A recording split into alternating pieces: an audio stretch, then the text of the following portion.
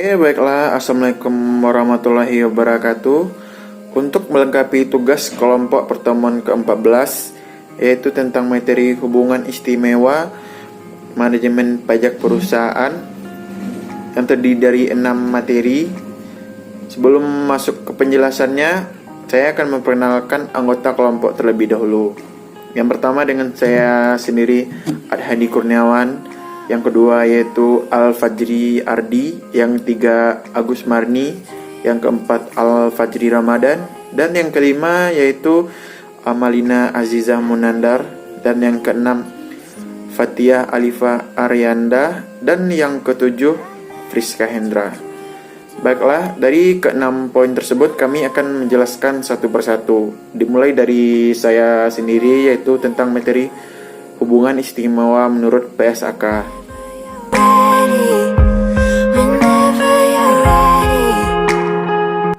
Oke, baiklah. Yang pertama yaitu pengertian hubungan istimewa menurut PSAK.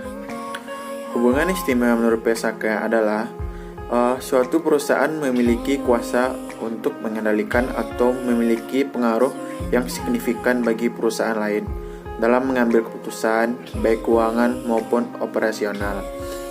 Yang kedua yaitu transaksi antara perusahaan yang memiliki hubungan istimewa merupakan suatu pengalihan sumber daya tanpa menghiraukan perhitungan harga. Yang ketiga, pengendalian adalah kepemilikan langsung melalui anak perusahaan dengan lebih dari setengah hak suara dari suara perusahaan untuk mengarahkan kebijakan keuangan dan operasi perusahaan berdasarkan ke anggaran dasar atau perjanjian. Yang keempat, memiliki pengaruh yang signifikan dalam pengambilan keputusan kebijakan keuangan dan operasi perusahaan.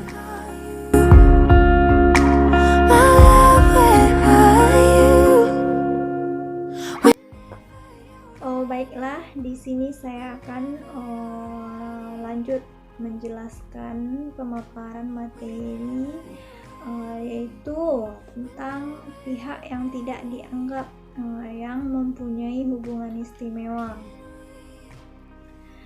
Yang pertama yaitu ada penyandang dana. Penyandang dana di sini yaitu seperti pemodal, bandar, pemasok, investor, pemilik modal, penanaman modal ataupun pemilik uang yang mana kita ketahui dalam lingkup ekonomi. Dan yang kedua yaitu ada serikat dagang. Serikat dagang di sini biasanya kita kenal dengan asosiasi dagang atau kelompok dagang, yaitu sebuah organisasi yang mana dibiayai dan didirikan oleh seorang pebisnis ataupun perusahaan yang mana bergerak di bidang tertentu, seperti di bidang bahan-bahan pertanian, bahan baku untuk bangunan atau segalanya. Oke, yang ketiga yaitu ada perusahaan layanan umum. Perusahaan layanan umum biasanya kita kenal dengan BLU, Badan Layanan Umum. Yaitu instansi di lingkungan pemerintah yang dibentuk untuk memberikan pelayanan kepada masyarakat berupa penyediaan barang dan jasa yang mana dijual tanpa mencari keuntungan, dan prinsipnya yaitu efisiensi dan produktivitas. Jadi jika kita membeli pada perusahaan layanan umum ini itu tidak akan ada rugi gitu, tidak akan ada ruginya. Oke, yang kelas selanjutnya itu yang keempat yaitu ada departemen dan instansi pemerintah. Di sini yaitu sebuah kolektif dari unit organisasi pemerintahan yang menjalankan tugasnya dan fungsinya dengan ketentuan pemerintahan yang mana diatur oleh pemerintah. Itu seperti BUMN yang mana kita ketahui ya.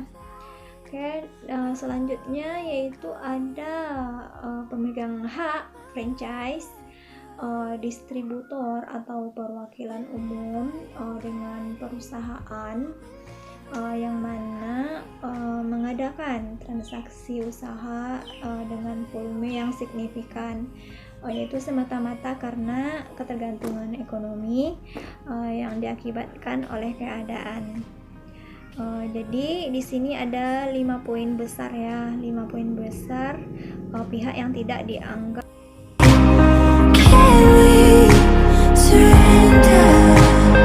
Selanjutnya saya akan menjelaskan materi mengenai hubungan istimewa menurut Viscus.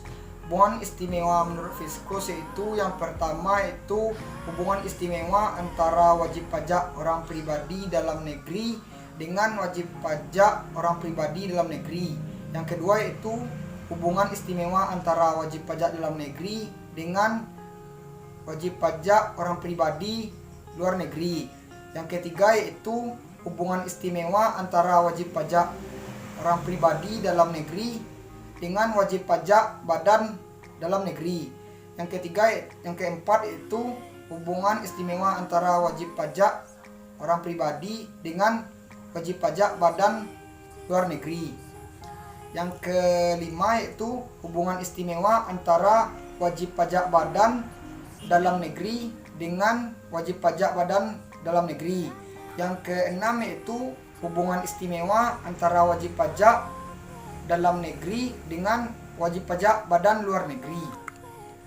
Yang ketujuh yaitu hubungan istimewa antara wajib pajak badan dalam negeri dengan wajib pajak orang pribadi dalam negeri.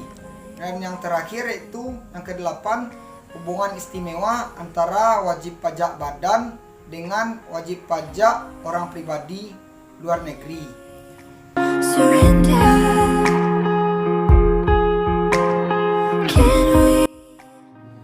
Baik, saya akan melanjutkan materi dari teman saya, yaitu tentang perpajakan dalam kaitannya dengan transaksi yang dipengaruhi oleh hubungan istimewa. Dalam pembahasan ini, Dirjen Pajak akan melakukan pengujian material dengan menerapkan AM-Langlet Principle. Pengujian dilakukan tidak hanya terhadap transaksi hubungan istimewa, melainkan juga atas transaksi yang dipengaruhi oleh hubungan istimewa, yaitu transaksi antar pihak yang tidak memiliki hubungan istimewa dengan syarat aktifiliasi dan salah satu atau kedua pihak yang berinteraksi tersebut akan memengaruhi lawan transaksi dan harga transaksi.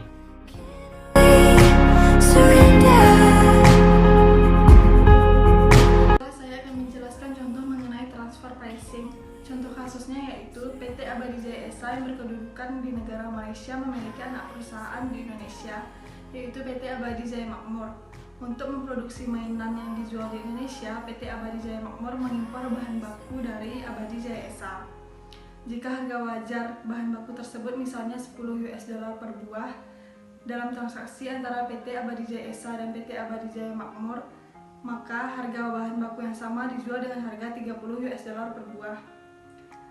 Maka harga yang di markup terjadi karena prinsip harga pasar wajar. Mengapa perusahaan menerapkan prinsip ini? Yang pertama, untuk menghindari pemungutan pajak di Indonesia dari keuntungan yang didapat oleh PT Abadi Jaya Makmur, maka dikenakan harga bahan baku setinggi-tingginya sehingga revenue yang tercatat kecil. Tidak jarang perusahaan juga tercatat rugi untuk menghindari pengenaan pajak. Yang kedua, perusahaan lebih memilih keuntungan dialirkan ke anak perusahaan lainnya dibanding harus dipotong untuk membayar pajak.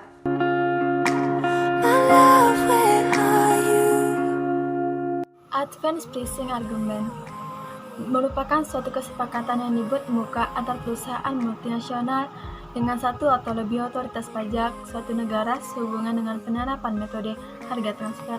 Dari advance pricing argument sendiri ialah bagaimana memajaki transaksi antara grup perusahaan multinasional pada suatu negara. Dari definisi advance pricing argument sendiri ialah apa tidak mengatur mengenai masalah penerapan harga. Yang kedua, apa hanya persetujuan penerapan metode harga transfer dalam kondisi-kondisi yang dapat diterima. Pricing argument juga bertujuan untuk mencegah terjadinya pembajakan berganda, mencegah agar jangan sampai suatu penghasilan tidak kena pajak dimanapun. Pricing argument juga membantu dalam menyelesaikan masalah transfer pricing dengan tepat serta memberikan proses penyelesaian yang dapat diprediksi oleh wajib pajak.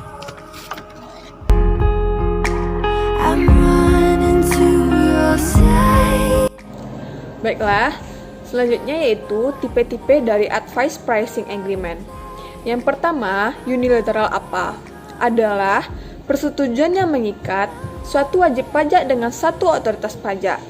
Tipe ini biasanya disukai oleh otoritas pajak serta tidak memberikan jaminan kepada wajib pajak untuk terhindar dari pemungutan pajak berganda. Yang kedua, bilateral apa? Adalah persetujuan antara wajib pajak dengan dua otoritas pajak. Tipe ini disukai oleh otoritas pajak negara yang terlibat dalam apa dan juga oleh wajib pajak karena dapat dipersamakan statusnya dengan suatu tax treaty. Yang ketiga, multilateral apa? Adalah persetujuan wajib pajak dengan satu atau lebih otoritas pajak. Tipe ini sangat banyak digunakan. Perbedaan utama dari tiga tipe ini terletak pada jumlah wajib pajak dan otoritas pajak yang terlibat dalam apa. Meskipun apa memberikan kepastian terhadap metode transfer pricing, akan tetapi sangat disarankan kepada perusahaan multinasional untuk meneliti terlebih dahulu kelebihan dan kekurangan apa kasus per kasus. Apa direkomendasikan untuk perusahaan berbasis teknologi seperti halnya perbankan, asuransi, dan perusahaan farmasi serta perusahaan otomotif.